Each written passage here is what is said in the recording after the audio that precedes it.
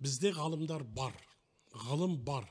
Бірақ осы ғалымдардың жасап отқан жаңалықтары, жетістіктері өндіріске жетпейді. Осы екі жүйенің ортасында байланыс жоқ.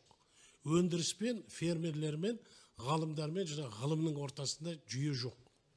Соны қалыптастырамыз деп кезінде 15-ші жылы осы ұлттық аграрлық ғылыми білім беру орталығы құрылған болатын.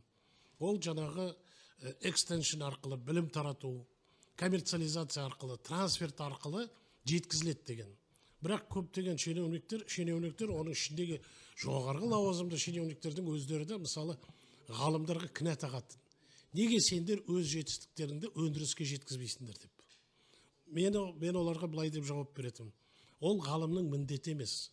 Кез келген ғалымның қолынан саудагерлік келмейді. Ол сату білу керек осы жетістіктерді.